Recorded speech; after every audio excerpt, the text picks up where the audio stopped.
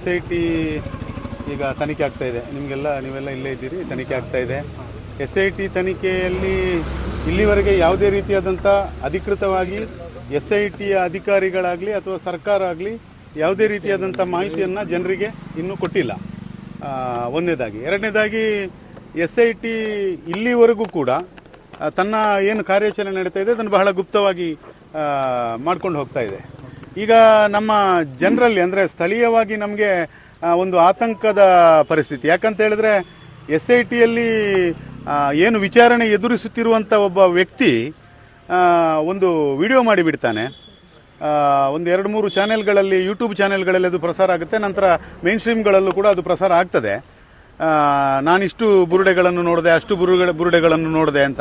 ಒಂದು ಅರಣ್ಯ ಪ್ರದೇಶದಲ್ಲಿ, ಒಂದು ಕಾಲುದಾರಿಯೂ ಅಲ್ಲದಂಥ ಒಂದು ಜಾಗದಲ್ಲಿ ಆತ ಅದು ಹೇಗೆ ನೋಡಿದ್ರೆ ಅದು ಯಾಕೆ ಆತ ಇನ್ಫಾರ್ಮೇಶನ್ ಮಾಡಲಿಲ್ಲ, ಅಥವಾ SIT ವಿಚಾರಣೆ ಎದುರಿಸಿ SIT ಅವರು ಹೇಳದೇ ಇದ್ರು ಈತ ಯಾಕೆ ಹೇಳ್ತಾ ಇದ್ದಾನೆ, ಈ ಥರದೊಂದು ಪ್ರಶ್ನೆ ನಮ್ಮಲ್ಲಿ ಬಹಳ ಆತಂಕಕ್ಕೆ ಒಳಗಟ್ಟಿತ್ತು. ಅದಕ್ಕೆ ಇವಾಗ ನಾವು SIT ಆಫೀಸಿಗೆ ಹೋಗಿ ತನಿಖಾಧಿಕಾರಿಗಳಲ್ಲಿ ನಾವು ನಮ್ಮ ಕಂಪ್ಲೇಂಟನ್ನು ಕೊಟ್ಟಿದ್ದೇವೆ. ಅದನ್ನು ಸ್ವೀಕಾರ ಮಾಡಿದ್ದಾರೆ. ಇದನ್ನು ಪರಿಶೀಲಿಸಿ ನಾವು ಕ್ರಮ ಕೈಗೊಳ್ತೇವೆ ಅನ್ನುವಂಥ ಒಂದು ಭರವಸೆಯನ್ನು ಕೂಡ SIT ಅಧಿಕಾರಿಗಳು ನೀಡಿದ್ದಾರೆ. ವಿಠಲ್ ಗೌಡ ಅಂತೇಳಿ.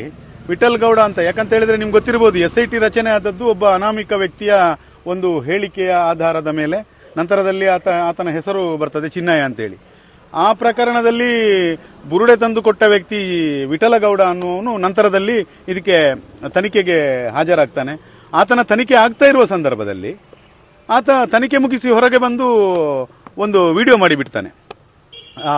ಮಾಟ ಮಂತ್ರ ಆಗಿದೆ, ಅಷ್ಟು ಬುರುಡೆ ಇದೆ, ಮಗುವಿನ ಶವ ಇದೆ, ಈ ತರ ಇದೆ, ಪೊಲೀಸ್ನವರು ಅದನ್ನ ಏನು ಇದು ಮಾಡಲಿಲ್ಲ, ಹಾಗೆ ಹೀಗೆ. ಅಂದ್ರೆ ಒಂಥರ SIT ತನಿಖೆಯ ದಾರಿಯನ್ನು ತಪ್ಪಿಸುವಂತ ಕೆಲಸ, ಸ್ಪಷ್ಟವಾಗಿ SIT ತನಿಖೆಯ ದಾರಿಯನ್ನು ತಪ್ಪಿಸುವಂತ ಕೆಲಸ.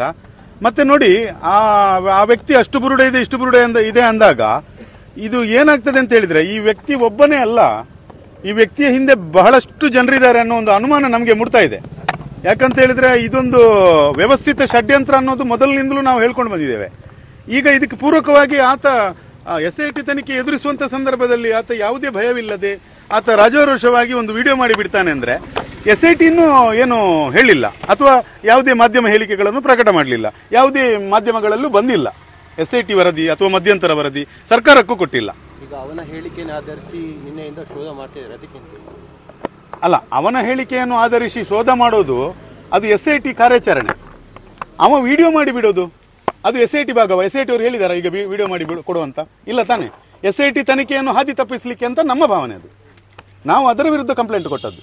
ಯಾಕಂತ ಹೇಳಿದ್ರೆ ಒಬ್ಬ ವ್ಯಕ್ತಿ ಏಕಾಏಕಿ ಬಂದು, ಅದು ಅಲ್ಲದೆ ಆತನಿಗೆ ಅದರಲ್ಲಿ ಸುಮಾರು ಹೇಳ್ತಾನೆ, ಆತ ನನಗೆ 2023ರಲ್ಲಿ ಚಿನ್ನಯನ್ನು ಪರಿಚಯ ಇದೆ ಅಂತ ಹೇಳ್ತಾನೆ, ನನ್ನ ಅಂಗಡಿಗೆ ಬರ್ತಾ ಇದ್ದ ಅಂತ ಹೇಳ್ತಾನೆ.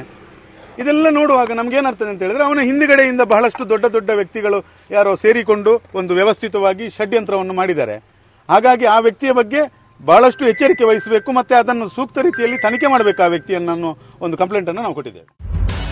ನಿಖರ ಸುದ್ದಿ, ಸದಭಿರುಚಿಯ ಕಾರ್ಯಕ್ರಮ. ನೀವು ನೋಡ್ತಾ ಇದ್ದೀರಾ ಕಹಳೆ ನ್ಯೂಸ್, ಸಮಾಜದ ಜಾಗೃತಿಗಾಗಿ ವಸ್ತುನಿಷ್ಠ ವರದಿ.